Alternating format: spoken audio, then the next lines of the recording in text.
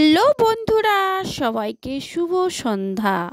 তো বন্ধুরা, সবাই কেমন আছো? আশা করছি সবাই ভালো আর সুস্থ আর স্বাভাবিক আছো। আর আমি তো খুব ভালো আছি, আর তোমরাও সকলে খুব ভালো থেকো। তো চলো বন্ধুরা, আজকে আমি রান্না করব যে চিকেন ভাজা।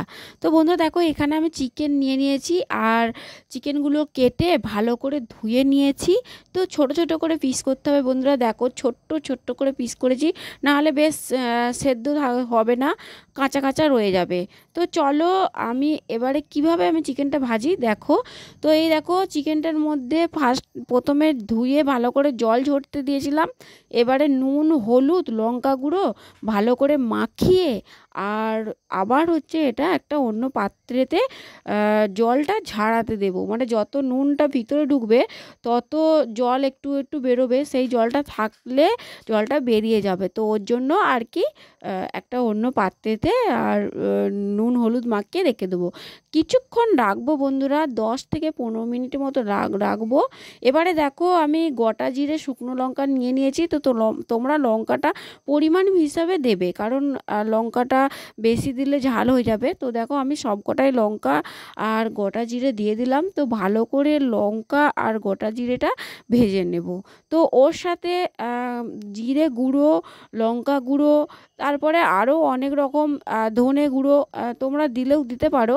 তো আমি শুধু সিম্পল গোটা জিরে আর শুকনো লঙ্কা দিয়েছি। তো লঙ্কা গুঁড়ো যেহেতু আমি ওই কাঁচাটাতে মাখিয়ে নিয়েছি আর জিরে গুঁড়োও মাখিয়ে নিয়েছি, তো ওর জন্য আর দিলাম না। তো এবারে মাংসগুলো আমি দিয়ে দেবো, আস্তে আস্তে কড়াইতে দিয়ে দেবো।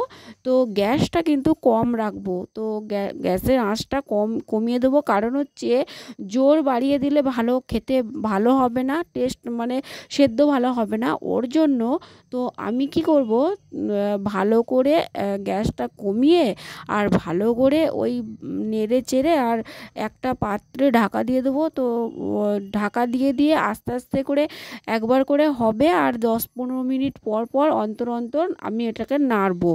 তো তারপরে জিনিসটা ভালো রকম হবে। তো যদি জোর বাড়িয়ে দেওয়া হয় তাহলে কিন্তু ভালো হবে না। তো বন্ধু দেখো, এই দেখো আমি বেশ কিছুক্ষণ ধরে নাড়লাম। তো এবারে একটা পাত্র ঢাকা দিয়ে দেবো। তো ভালো করে একটু নেড়ে চেড়ে আর একটা পাত্র ঢাকা দিয়ে দেবো। তো বন্ধুরা দেখো, এটা কিন্তু দারুণ, মানে পুরো একবারে মদ দিয়ে, যারা মদ খায় তো মদে একবার দারুণ, মদ আর মাংস দারুণ টেস্ট হবে। তো অনেকে মদের সাথে এরকম চিকেন ভাজা খাই শুনেছি। তো কোনোদিনও চিকেন ভাজা খাইনি।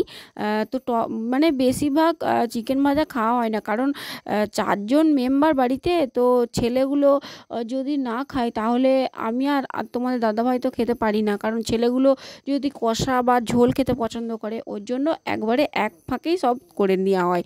তো 4 জনে 4 রকম রান্না হবে, তাও ওর জন্য একভাবে করে নেওয়া হয়। তো আজকে সবাই মিলেই চিকেন ভাজা আর ভাত খাবো। তো বন্ধুরা, চিকেন ভাজা হয়ে গেল। তো বন্ধুরা চলো, আর কে কে চিকেন ভাজা আর মদ খেতে কে কে পছন্দ করো একটু কমেন্ট করে বলো। আর তো চলো, জানি যে চিকেন কষা ভাজা দিয়ে, চিকেন ভাজা দিয়ে মদ খেতে দারুণ টেস্ট লাগে। তো অনেকেই খায়, অনেকে গল্পও করেছে। তো চিকেন ভাজা টপ করে করি না, তো যার জন্য আজকে ফার্স্ট টাইম করলাম। তো চলো, তোমরা ভেবো না আবার যে মদ দিয়ে খাবো, তো মদ না, এটা ভাত দিয়েই খাবো। তো আরও অন্য তরকারি আছে। ওই বেলায় কপি টপি করেছিলাম, সেই সব তরকারি আছে, সেই সব তরকারি দিয়েই খাবো, আর সাথে চিকেন ভাজা। তো চলো বন্ধুরা, টাটা সবাইকে, শুভরাত্রি। সবাই ভালো থেকো, সুস্থ আর স্বাভাবিক থেকো। আর ভালো লাগলে একটা লাইক, কমেন্ট, শেয়ার করো।